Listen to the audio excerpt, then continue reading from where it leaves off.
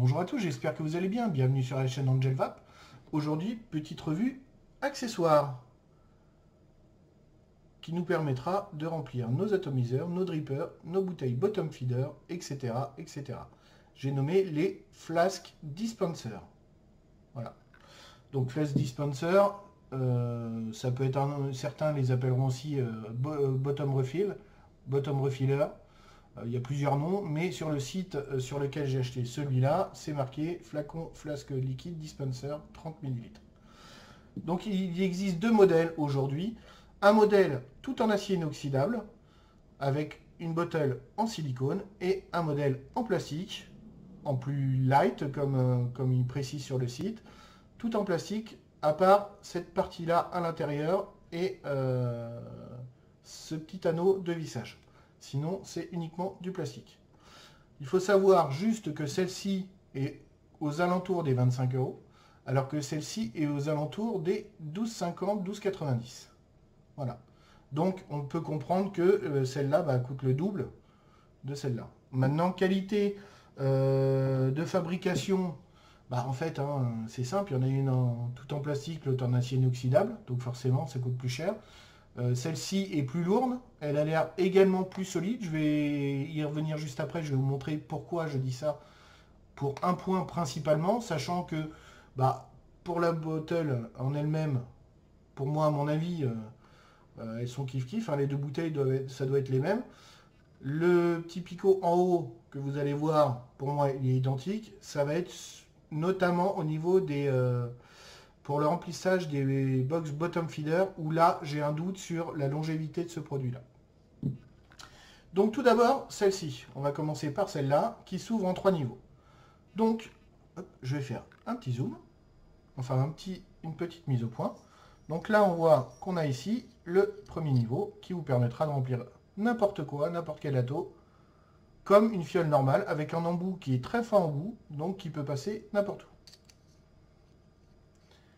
Ensuite, nous avons le deuxième niveau qui s'ouvre, comme ceci, avec ici un embout pour remplir les box en bottom feeder. Voilà.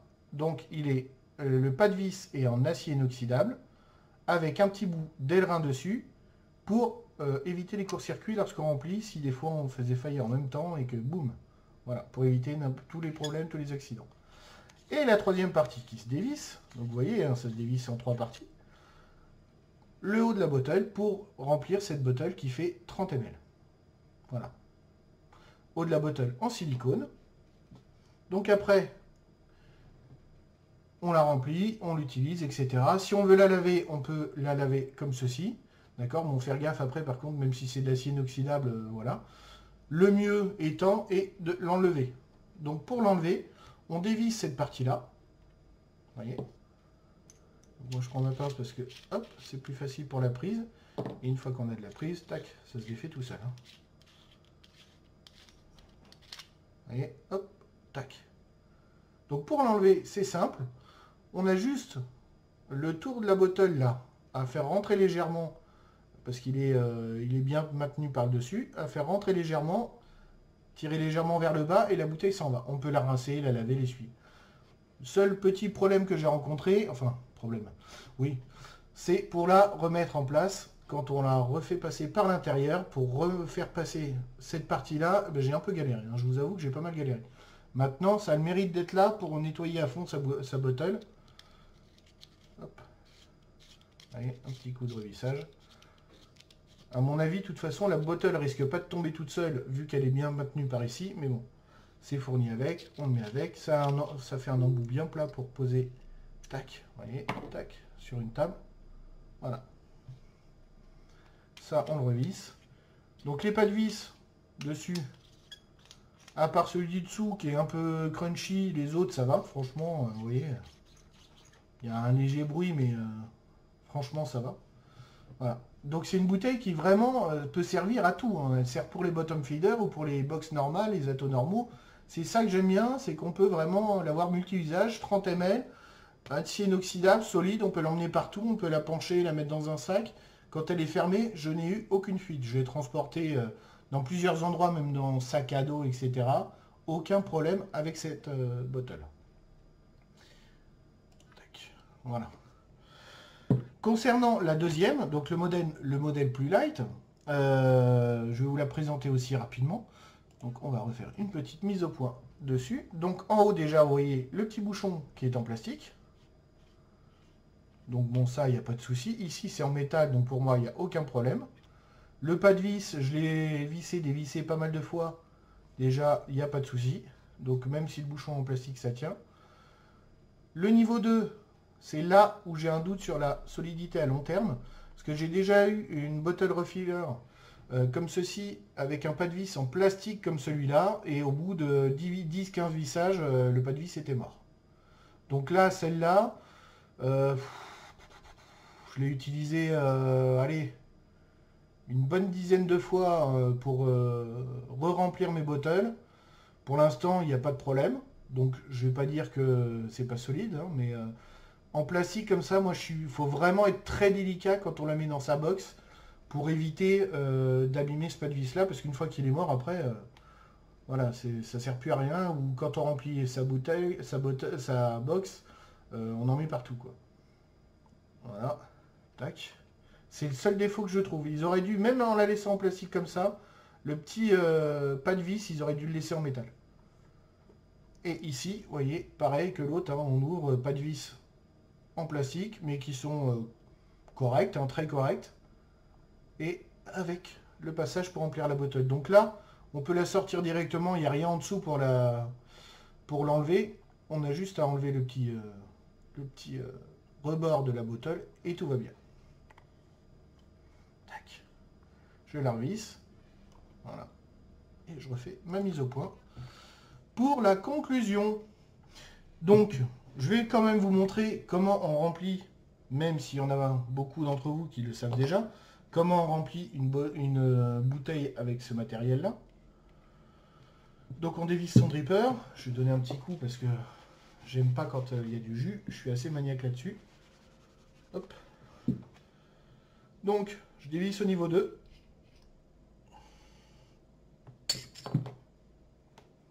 Je viens visser la box. Hop, vous voyez, dessus. Tac. Donc là, en plus, on va jusqu'en buter, on force pas, il n'y a pas besoin. Il y a le petit bouton, le petit joint en délerin qui fait bien son office. Vous n'aurez pas de fuite en faisant comme ça. J'appuie sur cette bottle. Et quand je retourne, je lâche ici et j'appuie légèrement sur l'autre. Et vous voyez, tac, la bouteille se remplit, naturellement. Je recommence parce que j'ai pas appuyé à fond. Hop, j'appuie, je retourne, et hop, et voilà, elle est déjà pleine. Ah, c'est pas plus compliqué que ça. Après, je me remets, moi, à l'horizontale. Je dévisse. Et là, par contre, vous voyez, j'ai trop appuyé comme un sagouin, donc j'en mets un peu partout. Parce qu'en fait, j'ai voulu trop la remplir. Ça, c'est un petit coup à prendre aussi.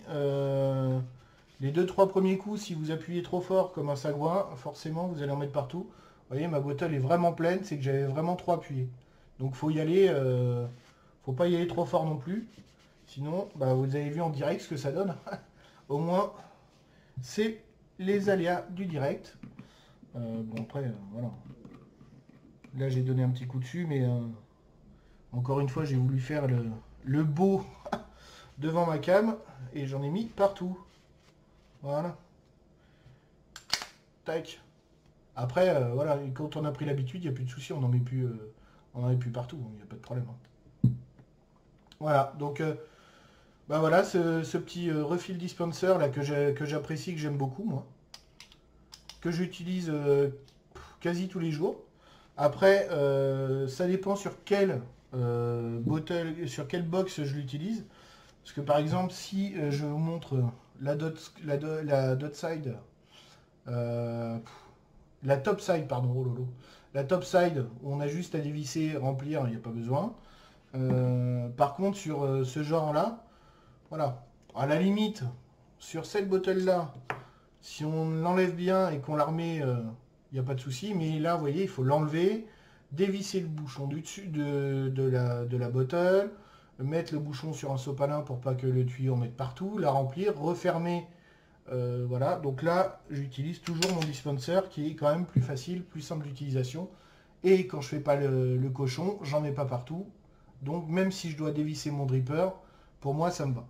Après, il y a d'autres bottles de box bottom feeder qui se détachent simplement sans enlever le bouchon dessus, etc. Donc là, je les remplis normalement.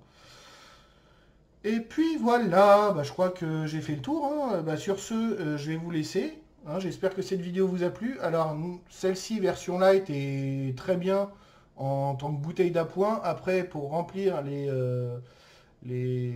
box bottom feeder, j'ai peur que avec le temps, le pas de vis en plastique s'abîme. Par contre, celle-ci, je la valide à 200% parce qu'elle est vraiment top de chez top. J'ai été vraiment agréablement surpris et je la conseille à tous. Sur ce, je me tire une petite barre. J'espère que cette vidéo vous a plu. Je vous dis à très bientôt pour d'autres vidéos. N'hésitez pas à mettre des petits pouces bleus et à vous abonner à ma chaîne. À bientôt.